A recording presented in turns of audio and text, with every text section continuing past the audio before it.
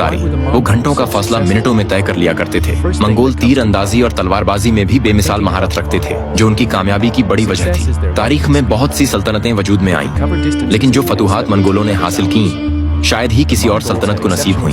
सवाल ये है कि आखिर मंगोल हर जंग में कामयाब कैसे हो जाते थे। चलें देखते हैं कि मंगोल हमले से पहले अपनी लश्करी तैयारी कैसे किया करते थे। मंगोलों में एक कबायली मजलिस हुआ करती थी जिसे कुरुलताई कहा जाता था। ये कुरुलताई हुकूमत के अहम फैसले करने के लिए बुलाई जाती थी। यही मजलिस फैसला करती थी कि किन शहरों पर हमला करना है, कैसे करना है और कितनी फौज रवाना करनी है। इस मजलिस के झेरे इंतजाम खास किस्म के मशक़ के मुकाबले भी मुनक्किद किए जाते थे, जहाँ मंगोल सिपाही अपनी महारत दिखाते। मंगोल अपने बच्चों को बचपन से ही तीर अंदाजी और घुड़सवारी की तरबियत दिया करते थे। जब चंगेज खान बन गया तो उसने मंगोल फौज को मजीद मजबूत बनाया। मंगोल फौज का सबसे छोटा यूनिट अरबान कहलाता था, जिसमें 10 सिपाही शामिल होते थे। ये सिपाही मुख्तलिफ कबीलों से लिए जाते थे, लेकिन इन सब में खान की वफादारी कूट कूट कर भरी जाती थी। यहाँ तक कि सोना भी उनकी वफादारी को खरीद नहीं सकता था। अगर इस यूनिट का एक सिपाही भी जंग के दौरान मैदान से भागता तो बाकी के 9 सिपाहियों को खान के हुक्म पर कत्ल कर दिया जाता था। हर मंगोल सिपाही के पास 3 से 5 घोड़े होते थे। जब एक घोड़ा थक जाता तो वो चलते चलते फौरन दूसरे घोड़े पर सवार हो जाते थे। ये सिपाही अपनी पूरी जिंदगी खान के नाम कर देते थे। 10 अरबान यूनिट मिलकर एक जीगन बनाते, जिसमें 100 सिपाही होते। 10 जीगन मिलकर एक मेंगन बनाते, जिसमें 1000 सिपाही शामिल होते। और 10 मेंगन मिलकर एक तूमान बनता, जिसमें 10,000 मंगोल जंगजू होते। ये तूमान मंगोल फौज का सबसे बड़ा जंगी दस्ता हुआ करता था। अक्सर मंगोल लश्कर 2 या 3 तूमान पर मुश्तमिल होते थे। किसी भी हमले से पहले मंगोल कुरुलताई की मजलिस बुलाते थे, जहां हमले की तमाम तफसीलात तय की जाती।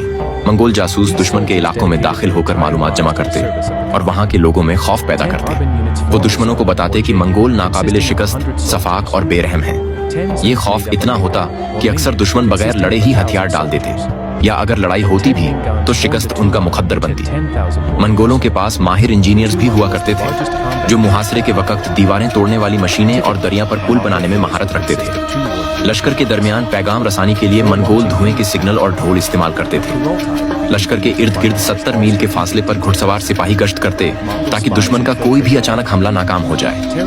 मैदान जंग में मंगोल फौज को 5 हिस्सों में तकसीम किया जाता था।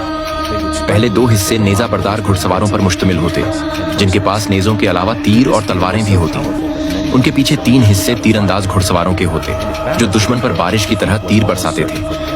कभी कभी अगर मंगोलों को लगता कि दुश्मन तादाद या ताकत में ज्यादा है तो वो जंगी साजो सामान छोड़कर मैदान से भाग जाते, मगर ये एक खास चाल होती। जैसे ही दुश्मन माल ए गनीमत जमा करने में मशगूल होता, मंगोल पहले से ज्यादा रफ्तार और शिद्दत के साथ पलटकर हमला करके पूरे लश्कर का सफाया कर देते थे।